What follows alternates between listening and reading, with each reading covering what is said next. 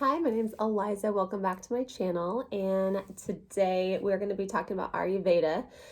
So in this channel, I talk about my running. I've been running every single day for the past 18 years. I discuss yoga. I'm authorized Ashtanga yoga teacher, having made 4 extended journeys to the Ashtanga Yoga Institute in Mysore, India, under my teacher, Sharath Joyce.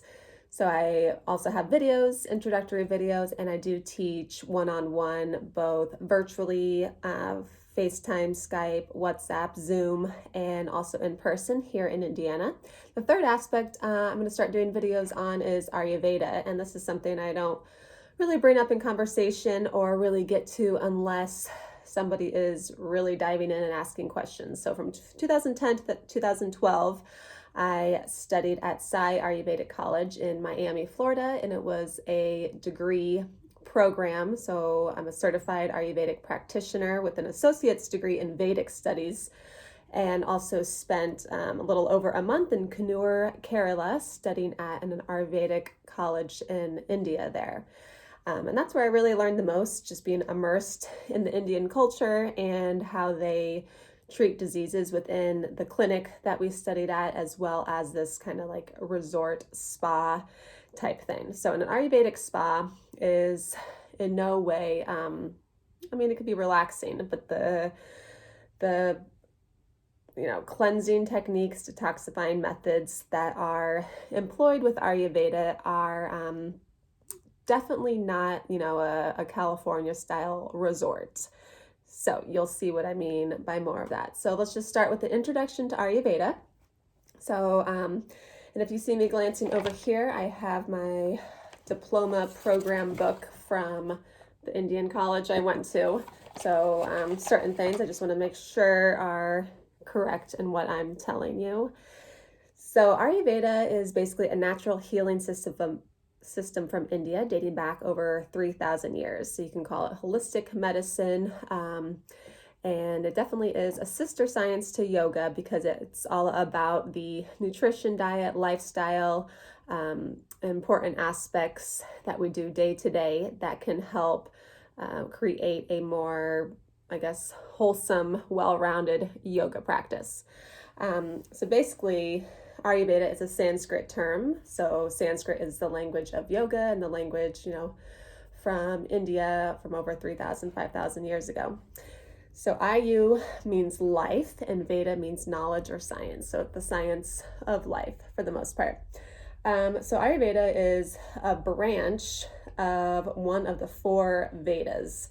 So we have Rig Veda, Ayurveda, Samveda, and Ardhava Veda. So it's one of the branches of the Vedics, hence a Vedic science or knowledge. Okay, so I just want to give you some unique features of Ayurveda, and they're listed out here. So, I'm not making this stuff up. So Ayurveda, I guess in comparison to Western medicine, it treats the root cause of the disease.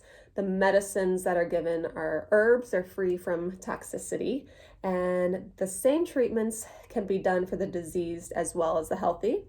Medicines are less expensive, and it's a psychosomatic concept of diseases.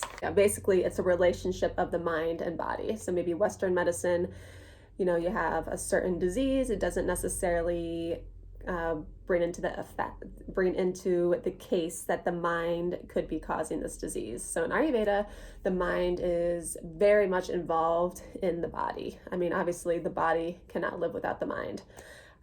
Matrix quote. So, and it's emphasis on preventative medicine. So there's certain, and we can get into this, there's 6 stages of disease in Ayurveda. So by stage 4 is when Western medicine sees symptoms and can diagnose the disease, whereas in Ayurveda, stage 1, 3 stages before, can understand maybe a disease could be potentially manifesting. So it's all about prevention of disease. And being aware of this kind of early on in your life is important to obviously prevent diseases, prevent early aging. The 7th one, Ayurveda, is near to nature. And 8, yoga and Ayurveda. Yoga is an integral part of Ayurveda. So Ayurveda has a lot of lifestyle advice, and yoga is definitely a part of that.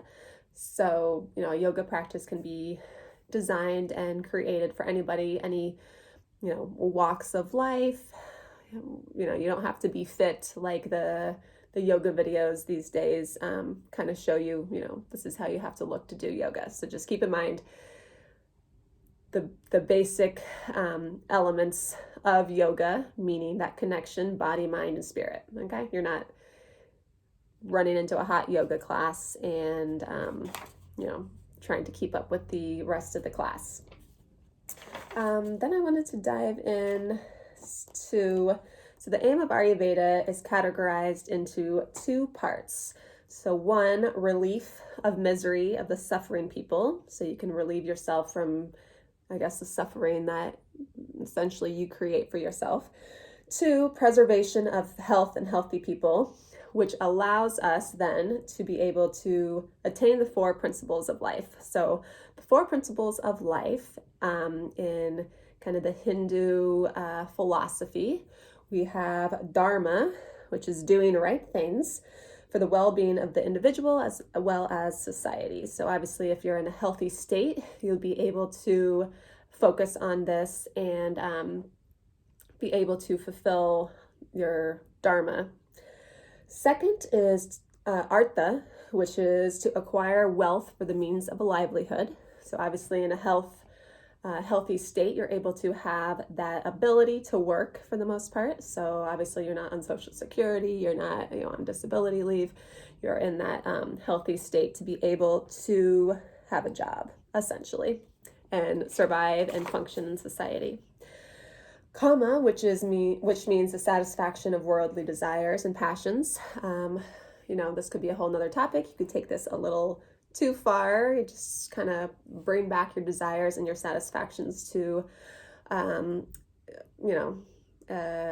understanding level. We're not going to be buying yachts in the south of France, although I wouldn't mind that. Okay, and then moksha is the attainment of salvation through liberation and God consciousness, Krishna consciousness, Jesus consciousness, a higher understanding, and then obtaining that liberation. So obviously, being in a healthy state, only then you'd be able to achieve that type of liberation. So a lot of diseases and injuries, even in the mind and body, can prevent us from achieving that level of consciousness. So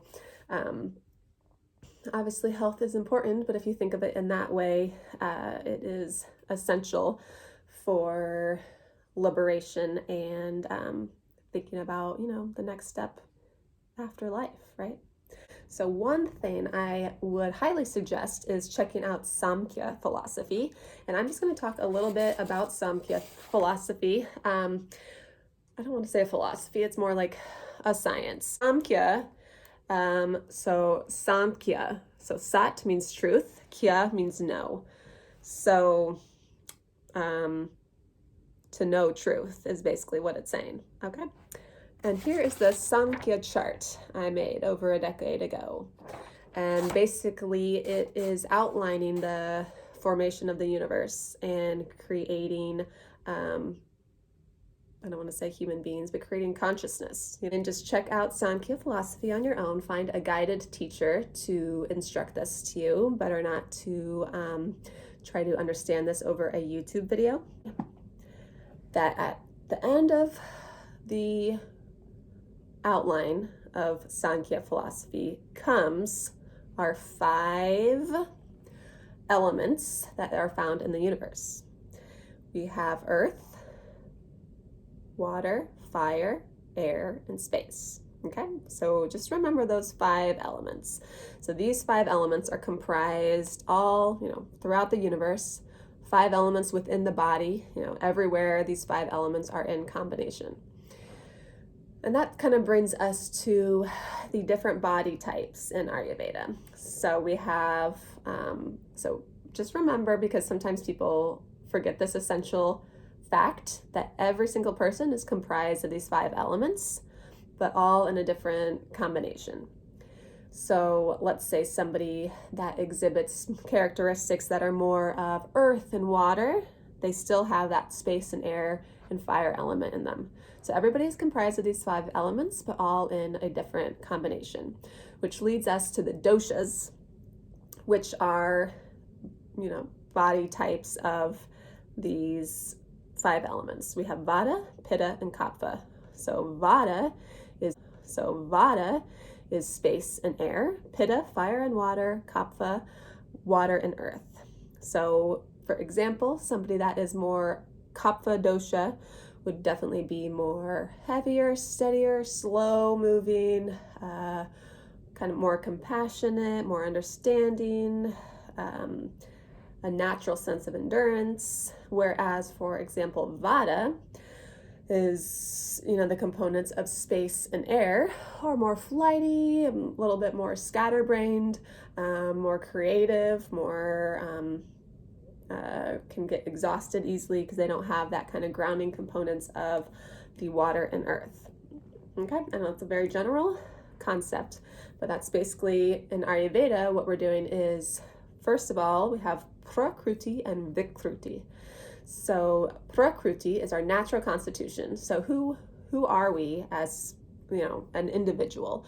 Are we naturally, if I come to my very, very natural harmonious state with nature, what's my composition of these elements compared to Vikruti, which are imbalances. So let's say, for example, I'm a Kapha Prakruti, very, like I was explaining earlier, very steady, maybe a little heavier. I'm not saying overweight, but just like the density of the bones, heavier, better endurance, and just kind of slower moving. Whereas Vikruti, let's say, and also it's in today's modern age, it's so easy to get distracted and allow this space and air element to kind of take over and make our mind a little bit scattered. So if that happens to a Kapha person, no, it's not like they've changed into Vata, that's just their imbalance. The space and air has become way out of balance for this person because they're naturally. Okay, so to end this introductory video, so we have 8 branches of Ayurveda. So Ashtanga Ayurveda, 8 branches of Ayurveda. So the first we have is general medicine, so it deals with diseases of the whole body. Second, Bala Chikitsa, which is pediatrics. Graha Chikitsa, I don't know if I have to say the Sanskrit, is it just confusing? Okay. Third is psychiatric treatment. Fourth is ENT, ophthalmology. Fifth, surgery. And, that's where Western medicine could probably help, like more so than these other branches. Toxicology, antitoxins, treatments of, poisonous snake bites, insects, rats, help with management of various medicines in that sense. Rasayana Chikitsa, which I think is the most interesting, which is rejuvenation treatment, which means acquiring good health and maintaining and increasing one's health and lifespan. And the 8th is aphrodisiac science, sexology, as they say. So yeah, the 7th, we're going to be focusing more on rejuvenation. So, these days they have anti-aging creams, anti-aging elixirs, all this, but it's like without changing your diet and lifestyle and even mental patterns and thought processes, you're not going to achieve that youth that, all these advertisements are promising you. So Ayurveda, in some sense, has those youthful secrets that I guess are kind of out there, but for the most part are not as popular as easily buying something and trying to notice a quick fix. So there's a lot of diet and lifestyle habits that you can change in order to essentially increase your lifespan. Okay, so that is our introduction to Ayurveda, and at least I wanted to put something out there for everybody to kind of get a beginning sense, and we will continue our videos from there. So thanks for watching. Please like and subscribe.